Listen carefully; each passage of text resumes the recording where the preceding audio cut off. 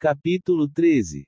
Quando a segunda noite caiu sobre os destroços do Boeing, os sobreviventes acenderam uma fogueira.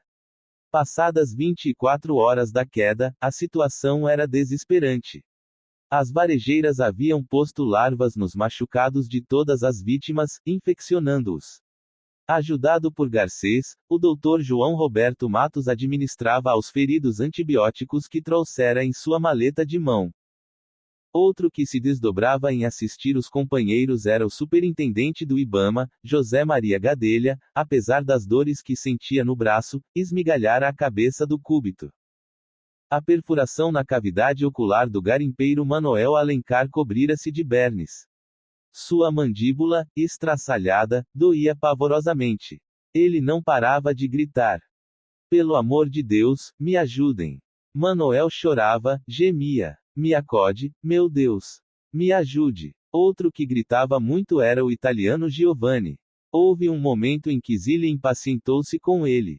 Da bacia onde se encontrava, o copiloto berrou: "Cala a boca, argentino!" Muitos acharam graça, mas o italiano sentiu-se humilhado. Ficou reclamando do aviador. O advogado Fidelis Rocco alternava períodos de consciência e de delírio. Quando acordava, sentia dores muito fortes, nas fraturas da face. Tinha febre alta. A exposição da meninge às moscas resultara em meningite. O médico concluiu que, se o socorro não chegasse rápido, o ferido não sobreviveria. O bebê Bruno Melazo não se movia nem chorava.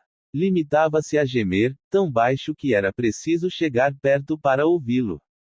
Parecia estar apenas tendo um pesadelo.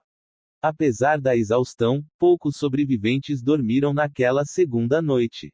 A comissária Luciane, por exemplo, acordava a toda hora por causa dos gritos dos feridos. Às vezes, ouvia o barulho de um avião, jatos de carreira que passavam em grandes altitudes. A língua de Jaqueline, muito inchada, mal cabia dentro da boca. Doía muito. Apesar do cansaço, ela não conseguia dormir. Fazia um pouco de frio.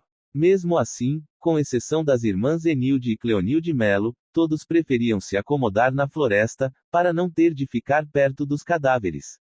O cheiro tornava-se cada vez mais e mais insuportável. Os sobreviventes reuniram cobertores e agasalhos e se agruparam, colados uns aos outros. Ninguém sentia fome, talvez por causa da fedorentina. Não dava para se fugir para longe, pois a mata era muito fechada. Tinham de ficar na clareira aberta pelo avião. Alguns achavam que as equipes de busca iriam encontrá-los no dia seguinte. Outros argumentavam que era preciso abandonar a atitude de passividade e sair à procura de socorro. Entre estes últimos, destacava-se Marinês Coimbra, preocupada com o pé de Bruna, muito infeccionado. Determinada como era, Marinês não deixava ninguém em paz. "Vamos, gente! Temos de sair atrás de alguma coisa", ela repetia de um em um. Convencidos pelos argumentos, ou cansados do assédio, o certo é que todos concordaram em organizar uma expedição, que sairia ao amanhecer. Depois de conferenciar com o piloto Wilson Alencar, Garcês decidiu quem ia e quem ficava. "Olha, amanhã cedo vai sair o Afonso, o Epaminondas, o Antônio Farias e o Marcionílio." Selecionados e preteridos aceitaram a decisão. Ninguém discutiu. Era possível que, com um pouco de sorte, encontrassem uma fazenda ou povoado. E a noite se passou entre choros de agonia e gemidos sofridos. Em meio à dor e ao desconforto. Alguns perambularam pela escuridão, para fazer o tempo passar mais rápido. Longe dali, os parentes dos passageiros tinham mais uma decepção. Ao contrário do que dissera pelo rádio a fazendeira Maria das Graças, de Xinguara, nenhum sobrevivente apareceu em Marabá. E os encarregados das buscas concluíram que se tratava apenas de mais um boato.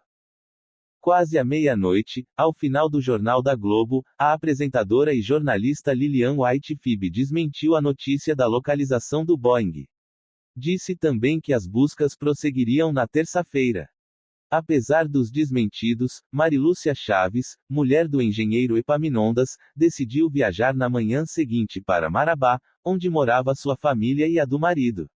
Lá, aguardaria notícias do avião, no qual estava também sua prima Marinês, acompanhada da filha Bruna. Ao longo da noite de segunda para terça, os sinais emitidos pelo Boeing continuaram a ser captados pela LUT.